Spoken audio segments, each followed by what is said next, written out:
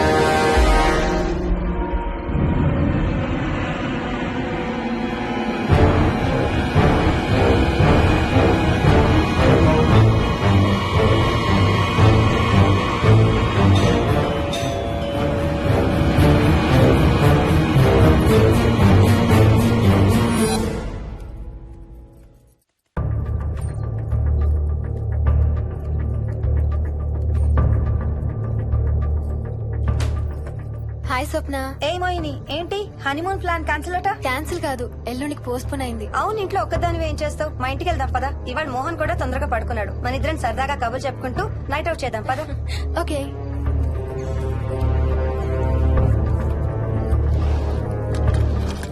నువ్వు ఫోన్ చేసావా? ఇంకా లేదు. నేను కూడా చేయలేదు. నాకు బాగా ఆకలిస్తుంది. ఏమైనా తిందాం పదా. అలాగే.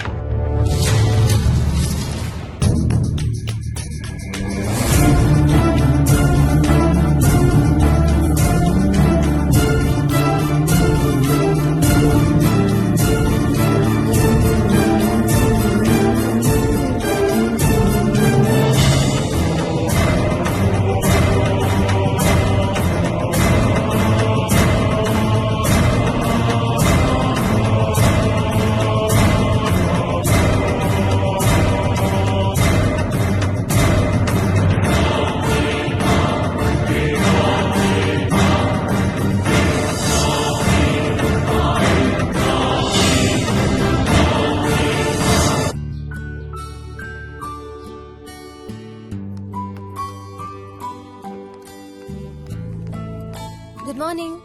ఏ మోహిని, ఏంటి తొందరగా లేసావు? అమ్మ వస్తుంది, స్టేషన్కి వెళ్ళాలి. See you later. Bye. Bye.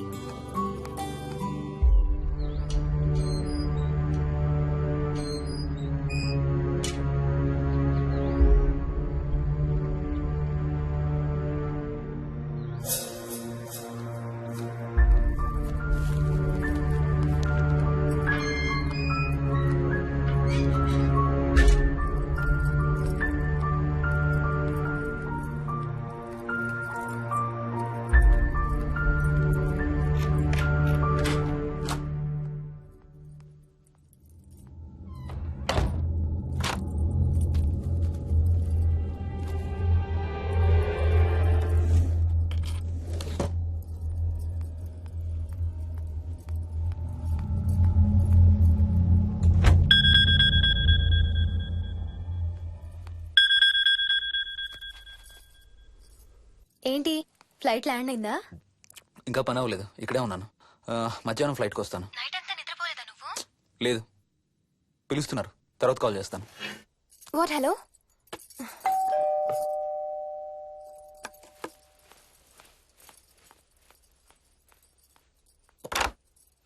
యాదమ్మా. ఏంటమ్మగారు, మీరు రాత్రి ఊరు వెళ్ళలేదంట? అవును, సార్కి అర్జెంట్ పనుండి బెంగళూరు వెళ్లారు. రేపు వెళ్తున్నాం. పనేమన్నా ఉందా అమ్మగారు? బయట మొక్కలకి ఒకసారి నీళ్లు పోయాదమ్మా. సరే అమ్మగారు. అదిగో మళ్ళీ అదే మందు కంపు. నీకు కూడా వస్తుందా? లేదమ్మగారు. ఇల్లంతా ఒకసారి ఫినాయిల్తో తుడు. ఎక్కడి నుంచి వస్తుందో ఏంటో ఈ కంపు. మందు కంపా?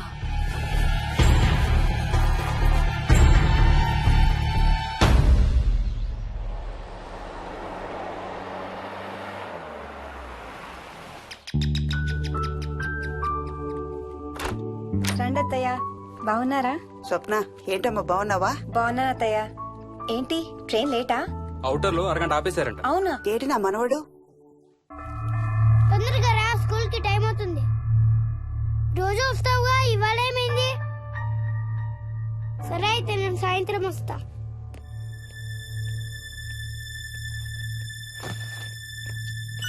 విక్కీ నేనమ్మా ఎవరిని నా స్కూల్ కి రమ్మంటున్నావు?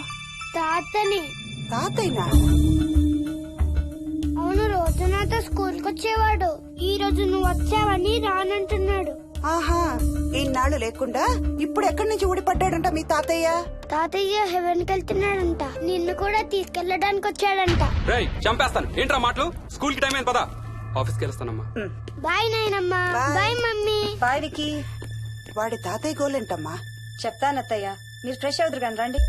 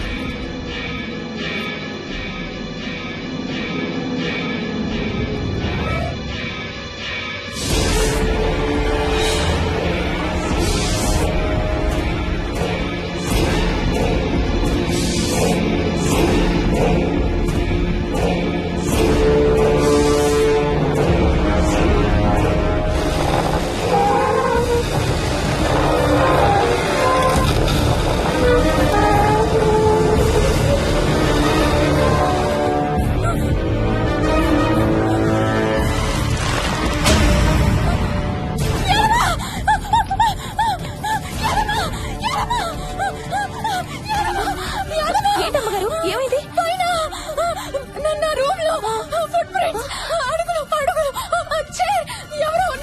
ఎవరున్నారమ్మా?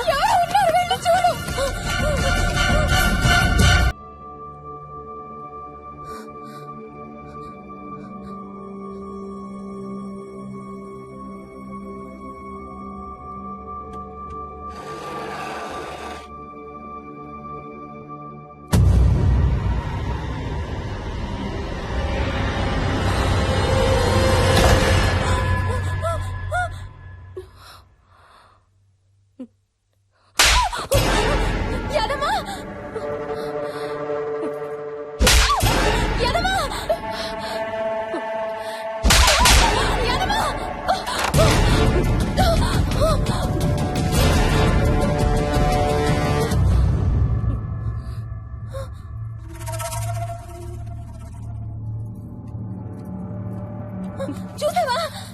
అడుగు చూసావా? చూసావా? చూసానమ్మా. పైన ఎవరు లేరమ్మా. ఎవరు లేరా? లేరమ్మా. నేను మళ్ళీ వస్తాను.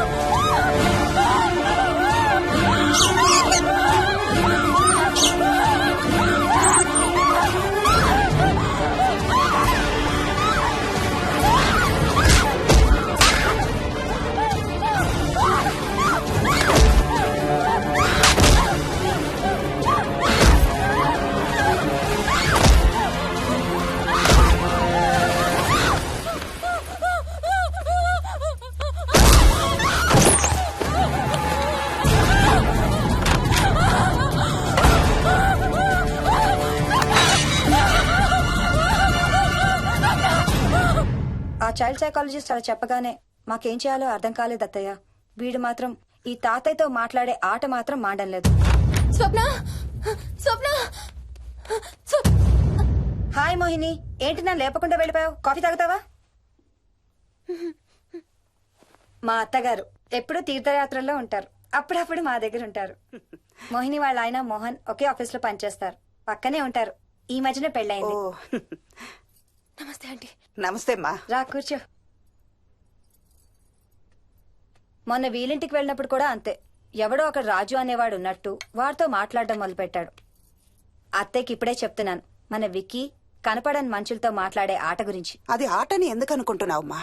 వాడికి నిజంగా వాళ్ళందరూ కనిపిస్తున్నారా ఏమో. అవునమ్మా, చిన్నపిల్లలకి ఆత్మలు కనపడతాయి అంటారు. మీ మామయ్య నేను చాలా కాలం ట్రైబల్ ఏజెన్సీస్ లో పనిచేశాం. అక్కడ గిరిజనులు ఇవన్నీ బాగా నమ్ముతారు. ఓ 23 ఏళ్ల పాటు మంత్రాలు, తంత్రాలు, ఆత్మలు, ప్రేతాత్మలు, భూతాలు, ఎప్పుడు ఇదే గోల మాకు.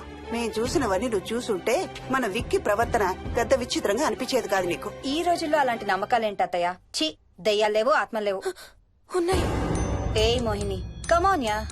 ఉన్నాయి. మా ఇంట్లో ఎవరో ఉన్నారు. ఎవరున్నారు? ఎవరో ఉన్నారు.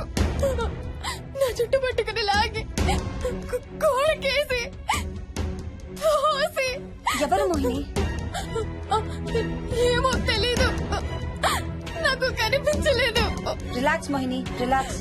బాగా భయపడినట్టుంది అత్తయ్య.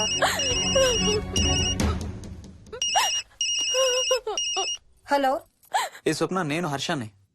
మోహిని సెల్ ఎత్తడం లేదు, మీ ఇంట్లో ఉందా? ఉంది గాని, అయినా నువ్వేంటయ్యా ఒక్కదాని కొత్త ప్లేస్ లో అలా ఒంటరిగా వదిలేసి వెళ్ళిపోయావు? తనెంత భయపడిందో తెలుసా? ఏంటి, భయపడిందా? ఏది ఒకసారి తనకు ఫోన్ ఇవ్వు. మాట్లాడు. స్నానం చేసి వస్తాను అత్తయ్య. హే, నీ సెల్ ఎక్కడా? ఇంట్లో ఉంది. ఏంటి, భయపడ్డావా? పొద్దున ఫోన్ చేసినప్పుడు చెప్పలేదే? చూడు, రాత్రులు మేలుకొని హారర్ సినిమాలు బాగా చూడు, భయం వేయదు. ఏయ్, ఇంటికెళ్ళి సెల్ తెచ్చి నీ దగ్గర పెట్టుకో. మాటి మాటికి స్వప్నం చేస్తే బాగోదు. మళ్ళీ చేస్తాను. హర్ష, హర్ష. అమ్మా మోహిని, మోహిని ఊరుకోమ్మా. ఎవరూ లేరంట, కాని ఎవరో ఉన్నారంట. ఏమీ చెయ్యలేదంట, కాని ఏదో చెయ్యబోయాడంట. Let me get this right. అంటే ఆ ఇంట్లో నీకు కనబడని మనిషి ఎవరో ఉన్నారంటావు, అంతేనా? అవును, నన్నే ఫాలో అవుతూ ఉంటాడు, నన్నే చూస్తూ ఉంటాడు.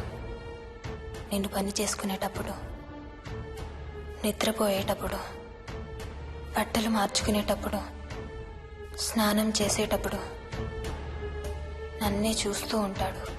వాడికి నేను కనబడతాను, కానీ వాడు నాకు కనబడడు. ఎవరూ నీకు కనపడలేదంటున్నావు, మరి ఆ మనిషి మగాడే అని ఎలా చెప్పగలుగుతున్నావు? వాడు మగాడే. అదే అడిగేది, అంత ఖచ్చితంగా వాడు మగాడే అని ఎలా చెప్పగలుగుతున్నావు? నేను ఆడదాన్ని కాబట్టి.